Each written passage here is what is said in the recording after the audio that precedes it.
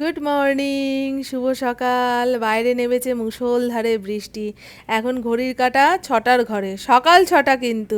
পুপুর college রয়েছে, তার জন্য টিফিন বানাবো। আর ফড়িং দেখুন আমার সঙ্গে তাড়াতাড়ি ঘুম থেকে উঠলো। এবারে হাই তুলতে তুলতে চোয়াল ব্যথা করে ফেলবে, পুরো মানুষের মতো। ঘুম কমপ্লিট না হলে পাগলের মতো করতে থাকে। আর পুপুকে আজকে টিফিনে বানিয়ে দেবো পাস্তা।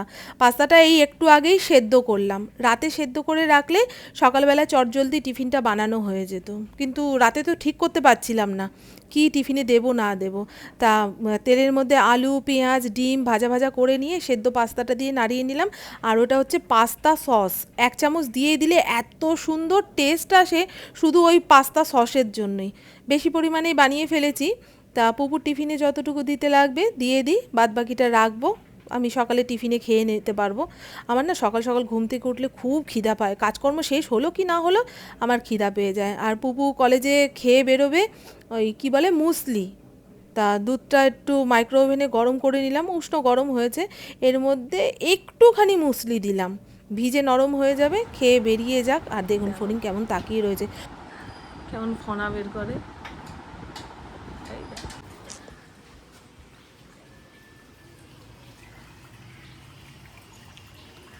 জল খাবে, সময় মতো টিফিন খাবে। টাটা বাবা, দেখে যাও। ঘরের দুয়ারে এতগুলো বাঁশ লাইন দিয়ে ফেলা, কাজ কমপ্লিট হয়নি না। আজকে মনে হয় এপাশের ভাড়া বাঁধবে, অল্প একটু প্লাস্টার বাকি আউটসাইডের। ভেতরের দিকে তো অনেক কাজ, জন্মাষ্টমীর আগে সব কাজ শেষ হবে কিনা জানি না। আর আমার ফড়িংয়ের চিৎকার দেখছেন। আর প্রত্যেক দিন শ্যাম্পু করে স্নান করতে না পারলে মাথা যন্ত্রণায় টিকতে পারছি না। ঘর বাড়ি ধুলোয় ধুলাক্কার, কতক্ষণে রান্নাঘরের রান্নাবাড়ি সেরে ঘরে আসব। কালকে মাংস কষাচ্ছি, তা কি বলে কড়াইয়ের ওপরে একটা ঢাকনা চাপা দিয়েছি, কিছুক্ষণ পরে গিয়ে দেখছি ঢাকনাটা সাদা হয়ে গেছে ধুলোতে। তাহলে ভাবুন আমরা কিভাবে ধুলো মাখছি আর ধুলো খাচ্ছি। তবে আজকালের মধ্যে এই মার্বেল কাটার কাজ শেষ হয়ে যাবে, তারপরে ধুলোটা কমবে। ওকে সকালবেলায় পাস্তা বানিয়ে দিয়েছিলাম, তা অনেকটাই হয়ে গেছে। ওকে দেওয়ার পরে কিছুটা পাস্তা রয়েছে, সেটাই আমি খাবো। মারাত্মক খিদা পেয়েছে। আজকে প্রথমবার সকাল সকাল আমি ওই আমাদের ঠাকুর ঘরের ব্যালকনিতে গেলাম। নাহলে দুপুরবেলায় যাচ্ছি, মিস্ত্রি দাদারা যখন কাজ করছে তখন তো আর এদিক ওদিক ঘুরে দেখা যায় না। আবার রাত্রিবেলায় যাচ্ছি তখনও ঠিক বোঝা যায় না। তাই ইন্দ্র বলছে চলো মামন, দেখবে কি সুন্দর রোদ ঢুকছে, হাওয়া আসছে। তবে ত্রিপল খোলা হয়নি।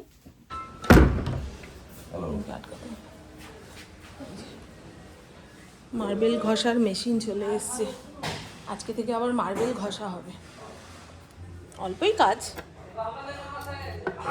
এই দেখুন বন্ধু, লাইটটা জ্বালাই। হ্যাঁ, সুয়াদা এখনও বাসন মাজতে আসেনি, কালকেও বাসন মাজতে আসেনি বলে চায়ের পাতিল ঠাতিল সব এঁঠো গামলার মধ্যে রেখে দিয়েছি।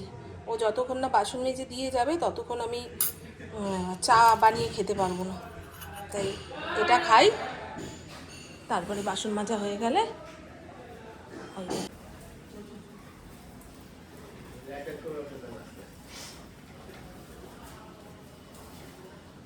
আস্তে।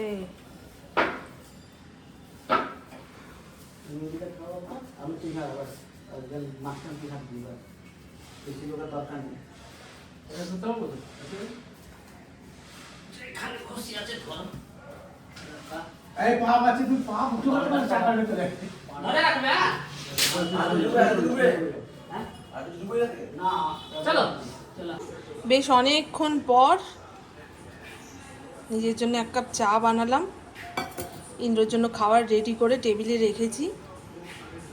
অফিসে গেছে, মানে আমাদের বাড়ির সামনে যে অফিসটা সেখানে গেছে, এসে খেয়ে দিয়ে বেরোবে।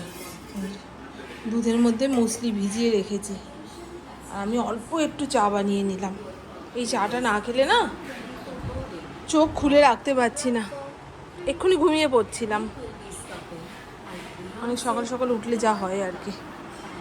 চলো এবারে রান্না বান্না করবো। ফসলা বৃষ্টি হয়ে গেল, ইন্দ্র বেরোতে পারছিল না। আমি বললাম বৃষ্টিটা থেমেছে, এক্ষুনি বেরিয়ে যাও, নাহলে আবার নামবে, বলবে থাক আজকে আর কাজকর্ম হবে না। আর জানেন, কালকে ফড়িং বাড়ি থেকে বেরিয়ে গেছিল, বেরিয়ে গিয়ে গেটের সামনে ওই রাস্তার কুকুরদের সঙ্গে মল্লযুদ্ধ লাগিয়েছে। আর আমাদের এই এলাকার সবাই ফড়িংকে চেনে। আগে গঙ্গার ধারে হাঁটতে নিয়ে যেত ইন্দ্র, তা কম বেশি সবাই ওর মুখ চেনে। কেউ ডাকছে বৌদি ফড়িং বেরিয়ে গেছে, কেউ বলছে ও কাকিমা তোমাদের ফড়িং বেরিয়ে গেছে। আর আমরা তো ঘরের মধ্যে রয়েছি, যে জানলা কপাট সব আটকানো, ও কোথা দিয়ে বেরোবে। কিন্তু না, ওই মিস্ত্রি দাদারা কাজ করছে, কখন যে পেছনের গেটটা খুলে রেখেছে আমরা মালুম পাইনি। ওনাদের সব সময় বলে রাখছি যে যখন যে এই পাশের গেট খুলবেন একটুখানি বন্ধ করে দেবেন, নাহলে বাচ্চাটা বেরিয়ে যাবে। সে যাই হোক, ওনাদের মনের ভুলে হয়ে গেছে। পুপু এসি চালাবে, ফড়িংকে ডাকছে এ ফড়িং ফড়িং এ ফড়িং ফড়িং, ওকে তো পাওয়া যাচ্ছে না ঘরের কোথাও। তারপরে দেখছে গেটের সামনে এসে দাঁড়িয়ে রয়েছে। তার মানে পুরো বেরিয়ে যাওয়ার সাহস নেই। আমি তো খালি এই ভয়েই মরি, ফড়িং কোন দিন গেট খোলা পাবে, বেরিয়ে গেলে হারিয়ে যাবে, আমি আর খুঁজে পাবো না, এই ভয়টা মনের মধ্যে কাজ করে। কিন্তু কালকের ওর আচরণ দেখে মনে হলো না, ও বাড়ির বাইরে চলে যাবে না, ওই গেট অবধি ওর দৌড়। সে যাই হোক, চলুন। ইন্দ্র বলল পেটের অবস্থা খারাপ, কালকে দেশি চিকেন খেয়েছে, একবেলাই খেয়েছে, রাতের দিকে আলু চচ্চড়ি করেছিলাম, তা পেটটা ভার হয়ে রয়েছে। সেদ্ধ ভাত করো, আমার সেদ্ধ ভাত খেতে ইচ্ছা করে না গো। ফ্রিজে টুকিয়ে টাকিয়ে যা সবজি পাবো সব দিয়ে একখানা চচ্চড়ি মতো বানাই। আর আগের দিন দেখেছিলেন না, ওই শাপলা কেটে রেখেছিলাম, কেটে রাখিনি, শাপলার চোকলা ছাড়িয়ে রেখেছি এটার মধ্যে।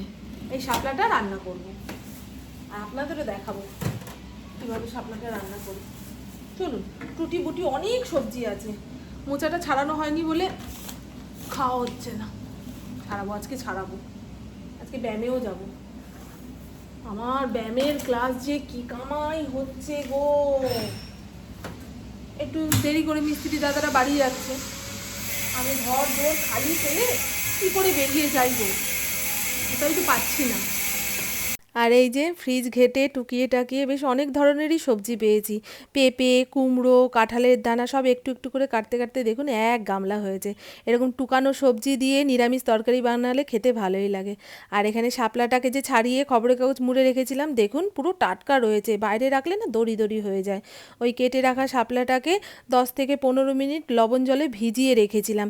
এবারে এটাকে লবণ হলুদ মাখিয়ে বেশ কিছুক্ষণ রেখে দিলে শাপলার ভেতরে যে এক্সট্রা জলটা আছে সেটা বেরিয়ে যাবে, তাহলে শাপলা রান্নাটা ঝরঝরে হবে, না হলে না ওই ঘ্যাটা ঘ্যাটা হয়ে যায়। আমি একটু ঝরঝরেই রান্না করব। কড়াইয়ের মধ্যে পরিমাণ মতো তেল দিয়েছি, তার মধ্যে কালো জিরা আর শুকনো লঙ্কা ফোড়ন দিলাম। আপনার চিংড়ি মাছ খেতে চাইলে না চিংড়ি মাছ দিতে পারেন, আমার কাছে রয়েছে, আজকে আর দিলাম না। তা তেলের মধ্যে পেঁয়াজ, থেতো করা রসুন দিয়ে একটুখানি নাড়িয়ে চাড়িয়ে পেঁয়াজটাকে নরম করে নেব। যখনই পেঁয়াজটা নরম হয়ে যাবে, আগে থেকে ওই লবণ হলুদ মাখানো শাপলাটাকে চিপড়ে চিপড়ে এই তেলের মধ্যে দিয়ে বেশ ভাজা ভাজা করে নেব। এই এখনই পরিমাণ মতন লবণ তো মাখিয়ে রেখেছিলাম, হিসাব করে লবণ দিতে হবে। লবণ, মিষ্টি, হলুদ দিয়ে নাড়িয়ে চাড়িয়ে নিলাম। নামানোর ঠিক আগে সর্ষে বাটা দিয়ে নামাতে হবে। আর আমি সর্ষে বেটে ছাঁকনির মধ্যে ছেঁকে তারপরে জলটা দিই, নাহলে ওই ছাবড়া শুদ্ধ সর্ষেটা দিয়ে যদি তরকারিপাতি করে খাই বুক জ্বালা করে, গ্যাস অম্বল হয়। আপনারা সর্ষে বাটার তরকারি যদি খেতে চান এরকম সর্ষে ছেঁকে নিয়ে করে খেয়ে দেখবেন, দারুণ লাগে।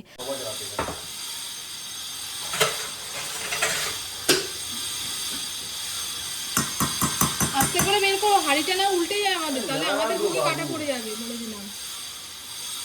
হুটোপাটি কম করো,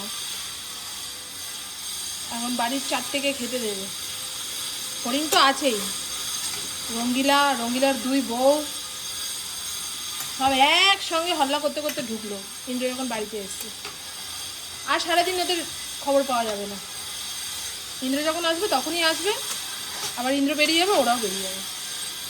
আর এই তো ফড়িংয়ের চিকেনটা প্রেসার কুকারে সিটি দিয়ে নাবিয়ে রেখেছিলাম, নরম হয়ে গেছে। এখানে ফড়িংয়ের 2 দিনের চিকেন একসঙ্গে বানিয়ে রাখি। ফড়িংয়ের সঙ্গে সঙ্গে তো ফড়িংয়ের আরও 4টে বন্ধু খায়, আজকে বোতলগুলো আমাকে ভরতে হয়েছে। পুপু বাড়িতে থাকলে পুপুই ভরে। আর দেখিয়ে দিই আজকে কি রান্না করলাম। এই হলো ফ্রিজ টুকানো সবজি দিয়ে নিরামিষ তরকারি। কাঁঠালের দানাটা দিয়েছি, দারুণ গন্ধ বেরিয়েছে। নামানোর আগে একটু ভাজা মশলা দিয়েছিলাম, এরকম নিরামিষ তরকারি পাতিতে ভাজা মশলা দিয়ে নামালে দারুণ লাগে। আর এই হলো টমেটো ধনেপাতা দিয়ে মুসুর ডাল, টমেটোগুলো না মানে অনেকক্ষণ যাবৎ ডালের মধ্যে দিয়ে সেদ্ধ করলেও কিছুতেই গলতে চায় না, কি জানি ওই কাঁচা টমেটোগুলো নাবিয়ে নিয়ে ঘরে বসে পাকালে যেমন হয় আর কি, দরকচা হয়ে গেছে। আর এই হলো শাপলা বটি, এই সর্ষে বাটা দিয়ে করেছি তো, নামানোর আগে একটু কাঁচা তেলও দিয়েছিলাম। এইভাবে শাপলা রান্না করে খেয়ে দেখবেন আর আমার নাম করবেন যে মামন তুমি কি একটা রান্না শিখিয়েছো। সবাই হাত চেটে পুটে খাচ্ছে। আমাদের ওই আশ্বিনের আধে কার্তিকে খায়, গারু সংক্রান্তির আগ পর্যন্তই শাপলা খাওয়া যাবে, তারপরে আর খাওয়া যাবে না। সবে সবে বাজারে উঠেছে শাপলা, এখন প্রায়ই আনবে। আমার রান্নাঘর মেজে ঘষে মানে পুছে পাছে পরিষ্কার করে নিয়েছি। আজকে মার্বেল ঘষার কাজ হচ্ছে। দুপুরে খাওয়া দাওয়ার পরে জামা কাপড়ও ছাড়িনি, এবারে ঘর দোর মুছবো, হাত পা ধোবো, তারপরে নিচের ঘরে ধূপকাঠি জ্বালাতে হবে, বুঝেছেন। আজকে আমার যোগব্যায়ামের ক্লাস রয়েছে, কিন্তু এত ভেজা ভেজা ওয়েদার, ক্ষণে ক্ষণে বৃষ্টি নামছে, তো রাস্তাঘাট ভিজে কাদা কাদা, আমার আর বেরোতে ইচ্ছা করছে না।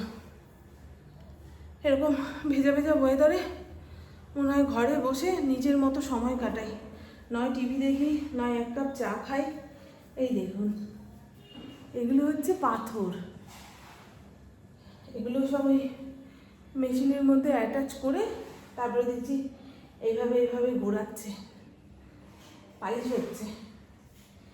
এই ঘরটা তো পালিশ করাই, তাও এত ইটবালি সিমেন্টের কাজ হয়েছে, খড়খড়া, না ঘষলে নাকি তেল তেলে হবে না।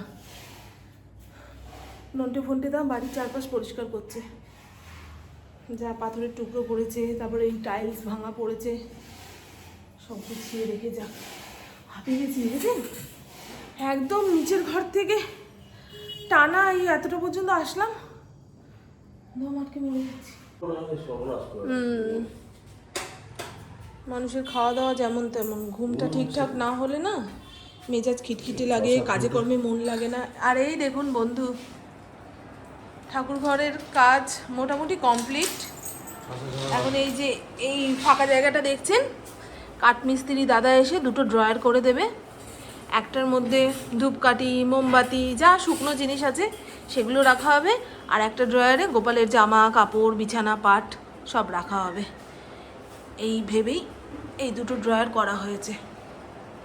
ইন্দ্র বলেছিল এই ওপরটা দিয়ে দুটো তাক করতে, আমি পুজো দিতে বসে কতবার উঠবে নেবে তারপরে পুজো করবে। একদম হাতের কাছে সব করে রাখো যাতে আসনে বসে সমস্ত কিছু করা যায়। পুজো দিতে গিয়ে বারবার উঠলে না ইয়ে নষ্ট হয়ে যায়, মনোযোগ নষ্ট হয়ে যায়। এই যে এ বাবা, এইটা ঝেড়ে পুছে দেয়নি কেন গো? আমার ঠাকুরের রান্নাঘর, ঠাকুরকে যদি আমি খেতে দিতে দেরি করি তো ঠাকুর নিজেই রেঁধে বেড়ে খেতে পারবে, সেই জন্য ঠাকুরের আলাদা রান্নাঘর। কোন বিটটা? হ্যাঁ হ্যাঁ, আজকে এই কাজটা হয়েছে, ঠাকুরের রান্নাঘরে এই বিটটা লাগানো হয়েছে।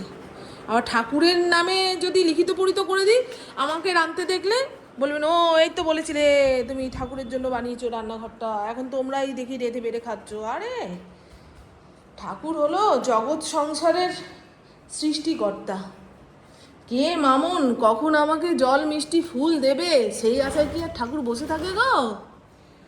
ঠাকুর চায় মন শুদ্ধ করে ঠাকুরকে যে ডাকবে ঠাকুর তাকেই কৃপা করবে। ঠাকুর কৃপা করার জন্য হাত তুলে বসে আছে, আমরাই রেডি থাকি না। মনের ভেতরটা এত নোংরা হয়ে গেছে আমাদের, পাপবোধ হিংসা লোভ কি নেই, ষড়রিপুর সব কিছুই রয়েছে।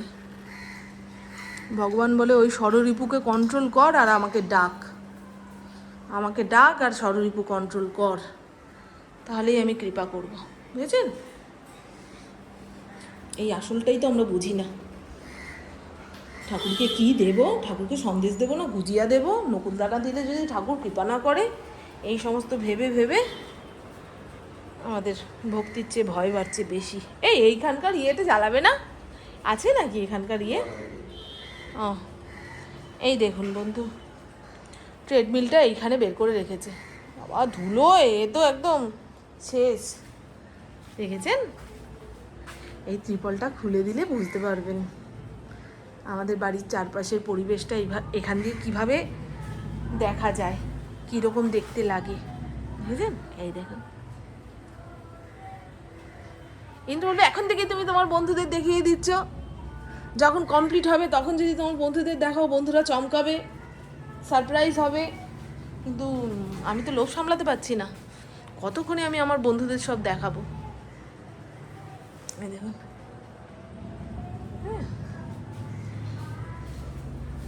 প্রভুজি এই পাশ দিয়ে দেখাই। এই দেখুন কিভাবে দেখালে বলো তো বুঝবে সবাই।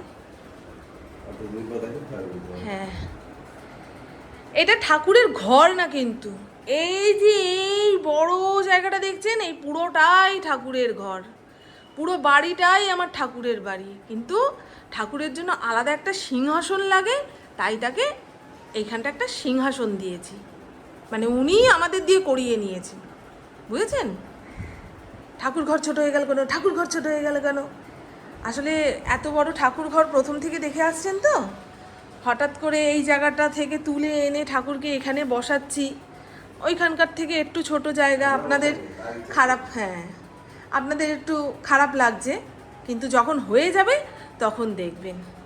আর আমার মনে হয় ঠাকুর ঘর যতটুকু পরিষ্কার পরিচ্ছন্ন করে রাখা যাবে ঠিক ততটুকুই বানানো উচিত। আমাদের প্রথমে এতটা বুদ্ধি ছিল না বলে আমরা ওই হল ঘরের মধ্যে ঠাকুরকে বসিয়ে রাখতাম, যেই ঘরটা আর সারাদিনে কোনো কাজেই লাগতো না। দেখেছেন বন্ধু ঠাকুরের সিংহাসনটা?